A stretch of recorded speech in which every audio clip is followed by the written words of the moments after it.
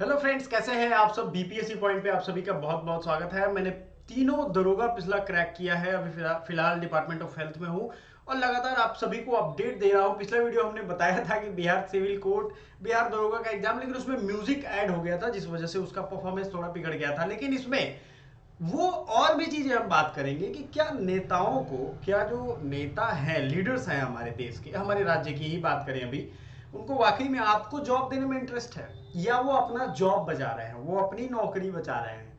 थोड़ा इसको सोच करके कमेंट करिएगा जरूर। ये इसी के अराउंड में ये बात है। एक्चुअली आपसे एक कहावत गांव में आपने सुनी होगी कि मतलब जग के टाइम में कोहड़ा रोपने जा रहे हैं। मतलब क्या है, शादी के टाइम में, during the time of marriage ceremony जा रहे हैं कोहड़ा रोपने की। शादी इससे हो जाएगा, कल उपज हो जाएगी और शादी हो जाएगी। इसको यूं भी समझे कि अभी का जो सिचुएशन है, साल भर आपको एकदम भूखा रखा जाए और लास्ट की जो दो एक मतलब दिन है उसमें जबरदस्ती ठूस के खिलाया जाए।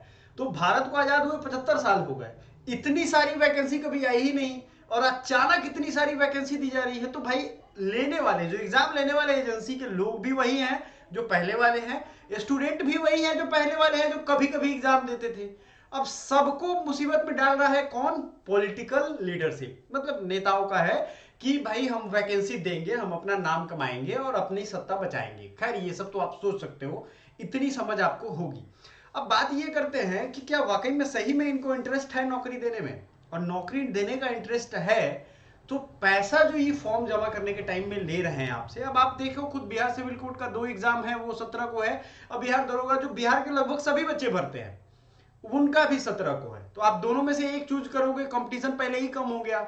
अधिकतर बच्चे, हमारा अंदाजा है, बिहार दरोगा जाएंगे। लेकिन एक चीज देखो, ये जो एक एग्जाम में जाने का जो टेंशन है ना कि कौन सा जाए, वो आपके वो भी एग्जाम खराब कर देगा जिसमें आप जाओगे। तो थोड़ा इसका पुरजोर विरोध करना चाहिए सभी स्टूडेंट्स को। एक दो लोगों के करने से नहीं होगा, मैं किसी को उकसा भी नहीं रहा हूं। थोड़ा इस पे बात करिए, आयोग में फोन करिए, आयोग में स्टूडेंट्स के लेटर्स वगैरह जाएंगे तो वो डेफिनेटली इस पे विचार करेंगे। देखो अब जाहिर सी बात है, अचानक से सभी बच्चों का फॉर्म तो भरवाया गया है, तो क्या ये आयोग को नहीं पता है कि वो क्या पेपर नहीं पढ़ते हैं, या उनको ये पता नहीं होता है कि उसका भी एग्जाम उसी दिन है? ये सब गलत तरीके। आप कैसे भी प्रेशराइज करके काम करवाओगे तो वो वही हाल है, किसी ठेकेदार को घर का बनाने का दे दो पूरा और उसको दबा दो कि यार एक ही महीने में घर मेरा बना के दे दो, तो दीवार टेढ़ा, प्लास्टर चढ़ेगा और छत टूटेगा। ये सब तो होगा ही होगा, ये सब चीजें होंगी, कोई मुश्किल बात नहीं है। लेकिन मेरा पक्ष ये है कि अगर आराम से एग्जाम दोगे तभी नौकरी होगा। अदरवाइज ये भागा भागी वाली जो है, कभी कभी वो साल भर से खाए नहीं, एक दिन भूखा रख के और एक दिन सबको ठूस के खिलाने वाला काम, समझ रहे हो आप लोग? तो ये एक बहुत बड़ी जिम्मेदारी है आपको अपने प्रति। एक ही दिन एग्जाम डेट होगा, उसके लिए क्या कर सकते हैं? आई थिंक जो ऑफिसर्स हैं, जो आयोग के अध्यक्ष हैं, उनको कोऑर्डिनेट करना चाहिए एक दूसरे की एजेंसी से।